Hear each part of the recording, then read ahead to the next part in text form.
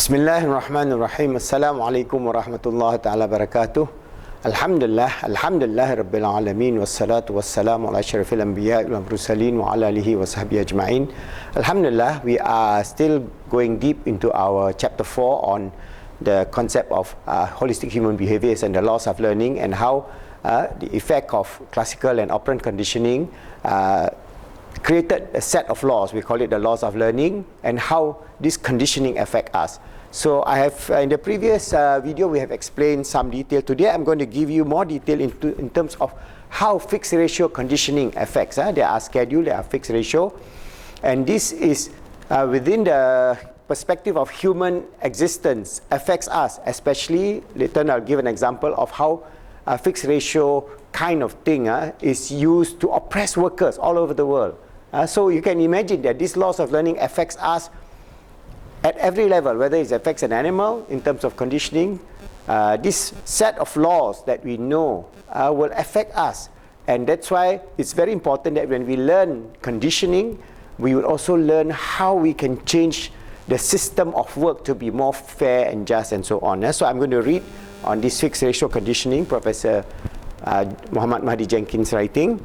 Remember that every response provides information which included in the holistic analysis the prediction that can be made on a fixed ratio schedule, the presentation of the reinforcing stimulus signal that the next response will not be reinforced indicates that there is once again certain numbers of responses which must be emitted before reinforcement can once again follow the response. On a variable ratio schedule, it cannot be known whether or not the next response after the presentation of the reinforcing stimulus will also be reinforced. That two or more responses in a row may be reinforced on a variable ratio schedule remain always a possibility. And the next example, I will give you how variable ratio conditioning affects us in terms of, for example, like examination or gambling and so on.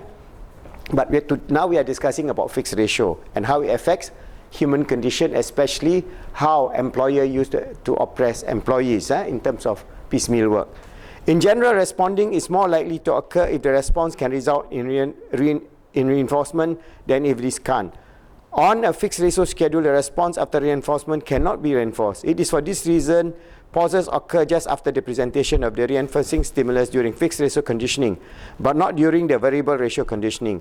From a human point of view, it might be considered as having just finished a meal break from work, and the person might think, before we move on to discuss the interval schedules, I'll think it will be more helpful to give some examples from human life in order to increase the understanding of the ratio schedules. Many people have jobs which include fixed ratio schedule. Jobs of this sort are often called piecemeal work. There is piecemeal work, especially in garment factories, in making bricks, for example, in assembly lines, and so on. So these are based on fixed ratio called piecework. A certain amount of money is given for each fixed number of units completed. The units of work could be shirts, boxes of fruit pack, number of paper delivered, parts of electronics that are being manufactured or packed, and so on. In this case, the fixed ratio schedule of that type is effective in getting the job done, and usually results in the employees working fast and hard. So when piecemeal, you get paid by piece by piece by piece, so you work hard to get your quota or as much money as you can get based on this kind of fixed ratio conditioning. But the problem is that I think piecemeal work is of much more advantage to the employer than the employee. So this kind of work is very oppressive generally, because it gives advantage to the employer. So if you don't make a certain quantity, for example, 100 pieces, for every pieces you get, say, $1. For 100 pieces, you get $100. All right, but if that day you're slow, you only do 50 pieces, then you get only $50. So naturally you tend to want to do 100 or more, because if you do 120, you get $120. So this is where this kind of oppressive systems is putting human being like a rat in a rat race. You just do mindlessly. And this is the problem of the modern world, because this is, in traditional societies, we work at a more leisurely pace, because human life is not a dog's life or a rat race life. We have a good life based on the natural tendencies of having a good life, contemplation, rest, recreation and so on. But this kind of oppressive system is used all over the world, especially in third world countries, to oppress workers. Jobs that are paid on piecemeal basis are often not preferred jobs. The workers who take these jobs are often desperate and have no other alternative. For example, they're desperate poor people. So because they are desperate poor doesn't mean that the employers have the right to oppress them, to use this kind of system, which is not in a way inhumane. Moreover, the workers do not usually have the opportunity to make a good living by doing a lot of work. It is more often the case that the reward for long hours and hard work will only be barely enough to live on. So normally people in this category, they live hand to mouth. If they're absent one day, they will have no food on the table.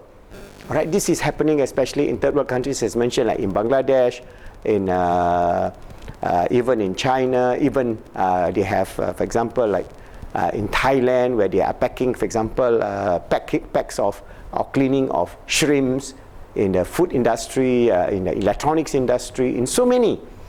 So this is an advantage to the bosses, to the rich people, but oppressing the poor people.